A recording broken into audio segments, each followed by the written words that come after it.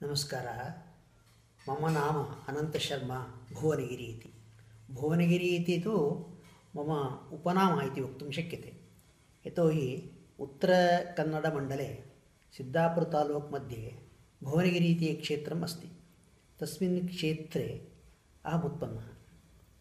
मम विद्याभ्यासस्तु तत्रैव मम ग्रामस्य परिसरे प्रथमम् अभवत्। तदनन्तरम् अहं तु मैसूरुनगरस्थ महाराजसंस्कृतपाठशालायां वेदान्तशास्त्रम् अधिकृत्य अध्ययनं कृतवान्। तत्र मम विद्वत्पदवी जाता। विद्वत्पदव्याम् अहम् उत्तीर्णः।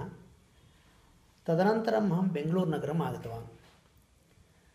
कुमारपार्क् मध्ये काचन प्रौढशाला अस्ति, गान्धीनगरप्रौढशाला इति।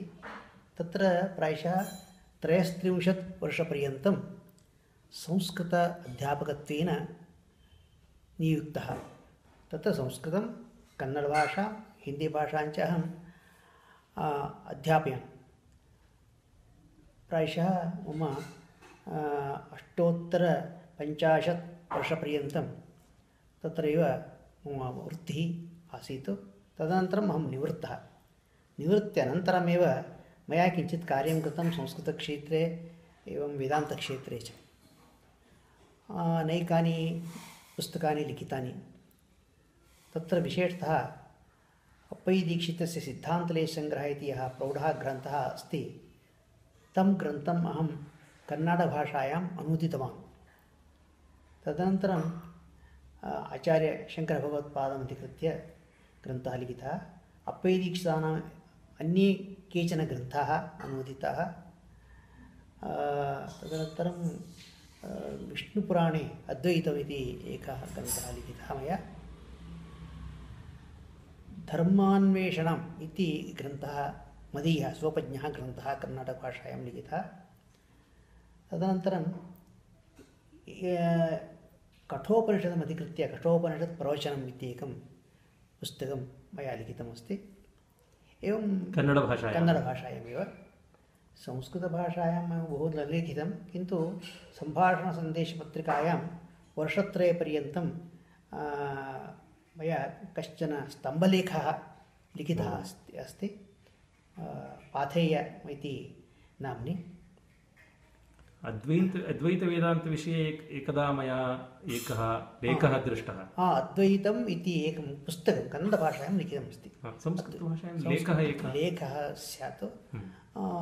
कन्नडभाषायाम् अद्वैतशास्त्रस्य सारसङ्ग्रहरूपेण ग्रन्थः लिखितः अस्ति।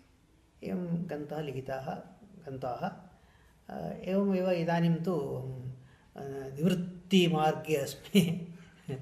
तथैव शोधनकार्यम् इति वक्तुं न शक्यते, किञ्च उपन्यासादिकं तत्र प्रचाल्यते। तत्र अहम् उपन्यासं दत्तवान्। बहुषु स्थलेषु उपन्यासः दत्तः। शास्त्रगोष्ठीषु भागः स्वीकृतः अस्ति। एवं शास्त्रीय विषये शास्त्रसम्बद्धक्षेत्रेषु काचन सेवा क्रियमाणा अस्ति। सेवा इति वक्तुं न शक्यते, मम स्वार्थः एव तत्र। यतोहि अहं तद्विषये इतोपि अतिशयेन ज्ञानी भवेयम् इति आशा। अत एव किञ्चित् कार्यं कृतमस्ति, क्रियमाणं च अस्ति। संस्कृतमपि बोधयन् अस्ति वा कुत्रापि? संस्कृतमपि अहं न बोधयामि इदानीं तु। शालाबोधनानन्तरं बोधनकार्यं स्थगितम्।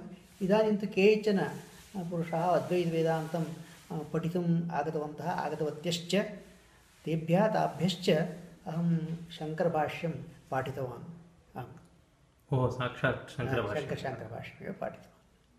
संस्कृतमाध्यमेन अपि? संस्कृतमाध्यमेन।